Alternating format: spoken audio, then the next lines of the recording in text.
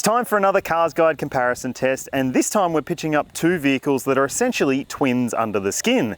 They're both 7-seaters and they're both from Korea, and one is a Hyundai and the other is a Kia. The Hyundai Santa Fe we have here is the Elite grade, and to keep things consistent, we've gone with the diesel all-wheel drive versions of each of these three-row family SUVs. The Elite is one step down from the top of the Santa Fe range. The Sorento we have on test is also second from top spec. It's the Sport Plus model and costs $750 more than the equivalent Santa Fe at the time of filming. You can read all about what your money gets you in the full detailed comparison written review, which you'll find at the CarsGuide site. If you're watching on YouTube, you'll find the link to that story in the description below. You'll also see timecode markers there, and they're also on your screen, so you can jump ahead and choose which of this video is most important to you if you do need to find out something specific. And also, don't forget, if you are watching on YouTube, hit us up with a like, a subscribe, hit the bell icon to stay up to date with our latest videos, and also make sure you let us know in the comments section which one of these two SUVs you'd choose. With less than $1,000 splitting these two vehicles, you'd expect them to be pretty closely matched when it comes to equipment, and they are. Both have full LED lighting with daytime running lights. There's LED fog lights for the Kia, and they both have big alloy wheels, 19s for the Sorento and 20s for the Santa Fe, and they have roof rails and a rear spoiler. Each has a full-size alloy spare wheel too. Inside there is leather appointed trim for both models, and while both have electric driver's seat adjust, the Kia only has manual adjustment for the passenger. The Kia counters though with heated front seats and a heated steering wheel. The Hyundai doesn't have either of those. Both get second row electric folding seats and an electric tailgate, plus there's push button entry and keyless start. Both models have a 10.25-inch touchscreen media system with Apple CarPlay and Android Auto, plus sat-nav with live traffic too. There are 8 USB ports in the Kia and 5 in the Hyundai, but the Hyundai gets a 10-speaker Harman Kardon stereo, where the Kia has a 6-speaker unit. Those are just some of the differences between the Sorento and Santa Fe in the specs we have here. You can read the full detailed review for a more comprehensive breakdown. There's a fair chance you're going to like the look of one of these SUVs more than the other, but there are some interesting elements in terms of their respective designs. The Santa Fe is a facelifted model to the untrained eye, carrying over a lot of common styling themes to its predecessor model. Even so, it looks eye-catching with its insect-like headlights and distinct grille treatment. In profile, you'd probably struggle to pick the difference aside from those amazing wheels, which look as big as their 20 inches measure. While at the rear, there's the on-trend tailgate lamp garnish that broadens its look. The Sorento's rear looks more like a Ford Mustang, with its back end looking a bit sportier. It also gets that shark fin in the window line, and it's a little longer in the wheelbase as well. At the front, the Kia's grille cuts a fine, more aggressive figure. For me, the Kia just has the edge for styling. What about how they compare on the inside? The interior design of the Santa Fe is probably more conservative and more luxury focused than what you get in the Sorento. And a lot of that comes down to the way that things are laid out. So you've got this big panel of buttons down on the center console here and a floating screen up the top. Whereas in the Sorento, it's more of a streamlined finish and you've got more of the media controls up on the edges of the screen where they probably should be.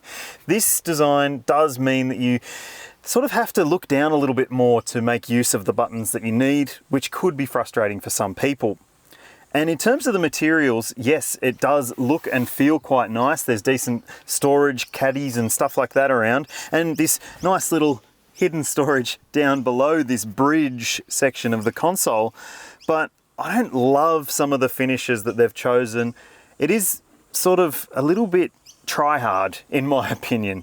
Other people might love them, and that's totally cool. That's the beauty of these sorts of designs. You can choose which one appeals to you most. But this car does have some nice, interesting features, including electric passenger seat adjust, which you can adjust from the driver's side, or if you're in the back, you could even do it from the back seat. So that's quite a nice little touch. It means you can give whoever's in the back a bit more room if they need it, if you've got no one up front, without having to reach over to the other side or underneath the seat. It's pretty logically laid out. It's comfortable. The seats are really comfortable. They're much more cushioned and body hugging in this car than they are in the Sorento. And the storage is pretty smart too. You've got a covered center cup holder here with a USB port, and you've also got a wireless phone charger, which you drop your phone into like that. And it means it's out of sight and out of mind, which is really clever. There's bottle holders in the doors, and there's even more cup and bottle holders in the back. Shall we take a look? In the second row of the Santa Fe, the space is really quite good. This seat is set for me. I'm 6 foot or 182 centimeters. And as you can see, I've got plenty of knee room, foot room, and headroom. And this seat, of course, slides fore and aft. So if you want to put people in the back that need a bit more leg room, you can offer that to them.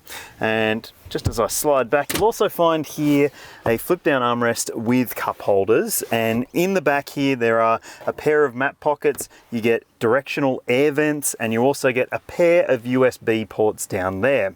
Plus there are bottle holders in the doors, but they're a little bit too small to fit a larger bottle. One of the things I really like about the Santa Fe Elite that you don't get in the Sorento in a similar spec are these sun shades, which are fantastic if you've got really young kids and you just want to keep them out of that harsh sunlight, especially in the warmer months. Now, we should probably check out the third row. This should be fun. In the third row of the Santa Fe, things aren't actually that bad, provided that the second row occupants are willing to give up a bit of their own space. So with me back here behind what I would consider a comfortable enough position in the second row, I've got enough knee room and toe room, although it is quite tight, and headroom is okay, but not excellent. Now, if you are planning to use the third row of either of these SUVs a lot, you need to know that the airbag coverage does not extend to head protection in the third row. So keep that in mind. Some of the competitors do offer that, so be sure to shop around if that's what you value in your 7-seat SUV. But in terms of other inclusions in the third row, there is a fan controller with vents for those in the back row. There's a set of lights up here for you to read if you want to be in the back row reading. There's also a pair of cup holders and a USB port as well. There's a huge difference between the Santa Fe's presentation and the Sorento's. And in here, it feels like someone very modern and very future focused has designed the cabin in here, because it is much more contemporary. It's way, way more technical looking and advanced feeling as a result. I love it in here. There's some really nice design elements and finishes, especially this trim section across the dash here, which looks like the gills of a fish or scales of a fish. I'm not really sure. I'm obviously not a very good fisherman, but it is a really nice design. Across the dashboard, you've got the same size of screen here, but it looks much bigger, and it also goes to a widescreen layout for Apple CarPlay, which the Hyundai doesn't, and I appreciate that in the Kia. It's a more shiny, I guess you could say, experience in here, and there's also some really thoughtful storage options. You've got a huge cubby holder in here, but sadly no wireless charger, which is a bit of a disappointment. You do get that in the Santa Fe in the Elite spec. You get a pair of bottle holders or cup holders between the seats. There's another storage caddy here, another storage caddy here, and another one in here. So it's pretty well sorted for the practical side of things, and there are bottle holders in the doors too.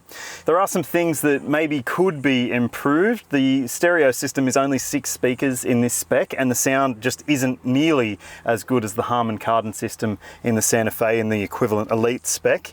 But you do get 3 USB ports up here, which is really handy if you need to charge 3 devices. Although one of my biggest criticisms is actually the flatness of the seats. They're not overly supportive, and they could be a lot more comfortable as a result. I wonder if that's the case in the second and third rows. Unsurprisingly, the space in the second row is pretty good in the Sorento. There is just a little bit of extra wheelbase in this model compared to the Santa Fe. I'm not saying that you can feel it necessarily, but it does still have a very roomy second row. As I mentioned before, 182 centimeters or 6 foot. This seat's set for me. I've got lots of leg room and toe room and head room, and basically a pretty spacious environment back here all around. And we've also got a pair of cup holders in here. There's directional air vents, as you would expect. There's another USB port down here and a 12 volt as well. Plus, there are two additional USB ports mounted in the seat backs, which is really quite nifty. Plus, there's also some really nifty map pockets. You've got a mesh section, and then you've also got a elasticized fabric section, so you can secure all sorts of different stuff in there. Plus, I really love the additional cup holders up here on the doors. Just means that they're a bit easier to get to than if you have a bottle that's down in the door pocket, for example. And speaking of which, big bottles might struggle to fit in there as well. Now, should we check out that third row? Oh, and interestingly, there's a problem with the third row access. And well, it might depend on your take on it if it's a problem or not, but for me, having the larger section of your 60/40 split fold second row seat on the curbside is a wrong placement. If you were thinking about where you park in a suburban street, for example, you'd probably want the smaller section of the seat to move, not the larger section, because you're more likely to have the smaller section as an empty spot if you use the third row a lot. And that should be on the curbside. So that's a bit of a mistake by Kia if you ask me. But otherwise, just like the Santa Fe, the room back here is not too bad for someone my size. There's enough knee room and toe room with this seat giving up a little bit of space for me.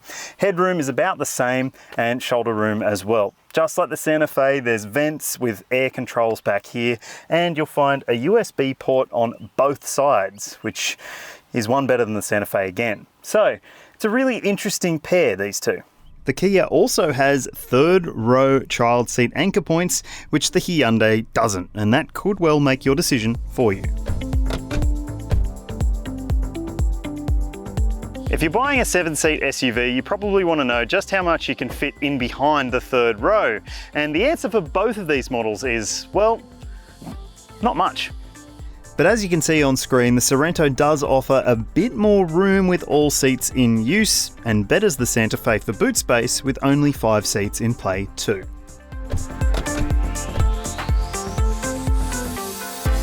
Both of these SUVs are identical when it comes to engine specs because they're both running identical 2.2 litre 4-cylinder turbo diesel engines. Both have on-demand all-wheel drive systems, and both also run 8-speed dual-clutch automatic transmissions. If you don't want diesel, there are petrol versions of each of these models, both with a 3.5 litre V6, but both front-wheel drive only.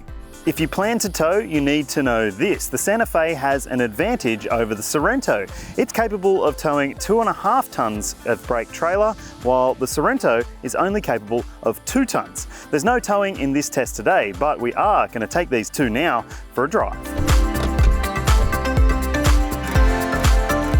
Starting off in the Santa Fe Elite diesel, and you might think that because they've got the same powertrain, they're going to be very similar to drive. But in fact, the characteristics of the drive experience is quite different between the two vehicles in this test. Obviously, there are those similarities under the bonnet. They've both got the same engine after all. They both have an 8-speed dual-clutch automatic transmission. So what that means is that you might have to contend with a little bit more of a laggy sort of feel at low speeds in both of these models. And you'll notice it most when you're going between park and reverse and you're trying to do a park in a tight spot, for example. It can feel like it's riding the clutch, but it's supposed to feel like that. So if you're new to a dual clutch, don't be surprised.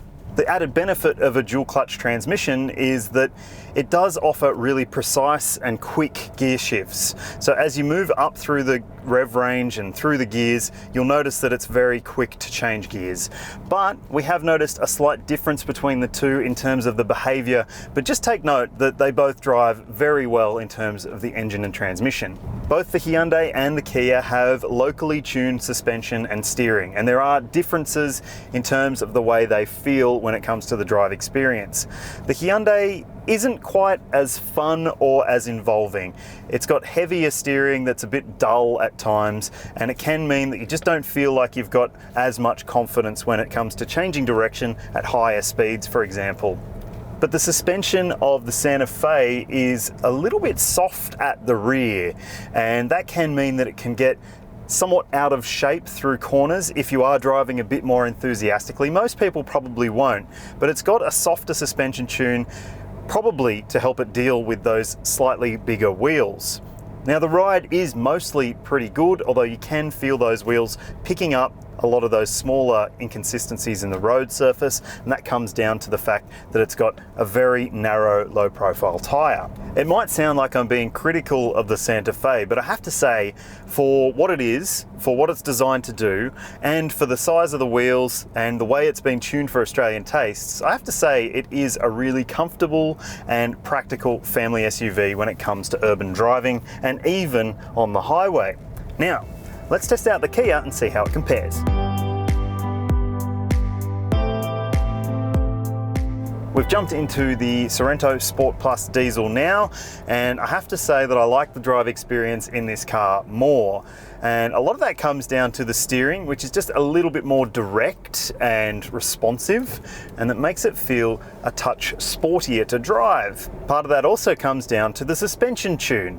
It is different to the Santa Fe after all. It feels a bit firmer over bumps, but I like that. I think it makes it feel a bit more connected to the road below.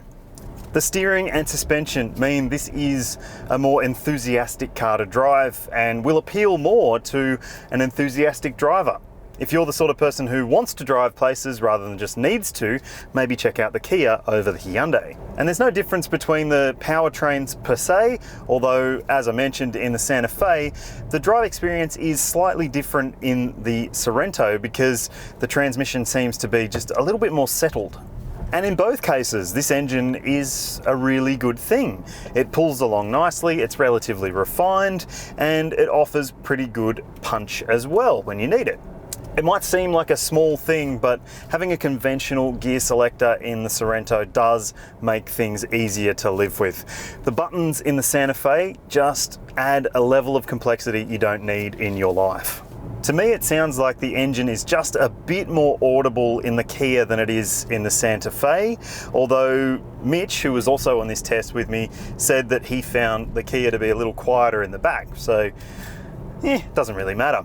The drive experience for passengers is an interesting one as well. The seats in the Kia are a bit flatter for both those people up front and in the back, and that means that you can get moved around a little bit more, but thankfully the suspension is firm so the whole body doesn't move as much. Whereas in the Santa Fe, the seats are more comfortable and more cushioned, but you will also find that you do get thrown around more, especially if you're a rear seat passenger. So if your kids are prone to car sickness, make sure you take them on your test drive.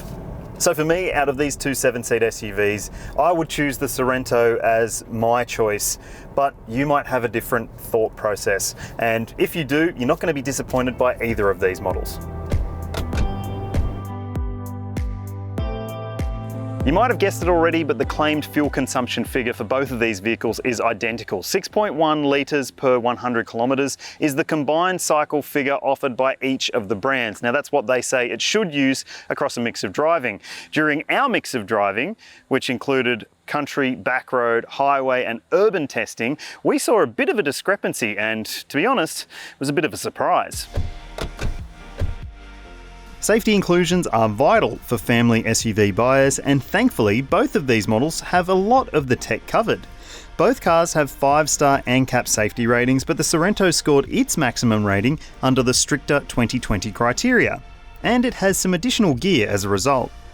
Both have auto emergency braking that works at city and highway speeds, with pedestrian and cyclist detection too. There are lane keeping systems with junction turning assistance, blind spot monitoring, rear cross traffic alert with auto braking, and driver attention monitoring. There are rear seat occupant alerts for both models, and both have safe exit assist to stop kids from opening their doors onto oncoming traffic. Each SUV has a reversing camera and front and rear parking sensors in these specs. The Santa Fe has 6 airbags, while the Sorento has 8 airbags, including a pair of front center airbags to stop head clashes. Crucially though, neither has third row airbag coverage for back row occupants. Kia still offers a brilliant 7-year unlimited kilometre warranty, which is 2 years longer than you get at Hyundai. It also gets a 7-year capped price servicing plan, where the Hyundai has lifetime capped price maintenance available. And there is length of warranty roadside assist included as well, another advantage to the Kia. It looks good for the Kia, but with Hyundai you can pre-purchase your servicing and roll it into your finance payments, which just means there's one less thing to budget for every single year. So which of these two family SUVs is the better option? Well, you can read our full review at the CarsGuide site. You'll find the link up there on your screen, and that'll tell you how they stacked up across our review criteria. But in this test, it was the Sorento Sport Plus. The Kia just offers a more complete package. It feels more modern inside and out, and it does have some of those extras which you would expect at this price point, including a couple of extra safety items. That's not to say that the Santa Fe Elite is a bad family SUV. Far from it. It's still an excellent option, and you can see why people would choose this over that. It really comes down to your personal preferences. Now tell us what you think in the comments below. Would you choose the Kia, the Sorento Sport Plus, or the Hyundai Santa Fe Elite diesel, or would you choose something completely different? We'd love to hear from you. And also, if you are watching on YouTube, don't forget to hit like, hit subscribe, share this video with your friends, and hit the bell icon to stay up to date with our latest content. Thanks for watching.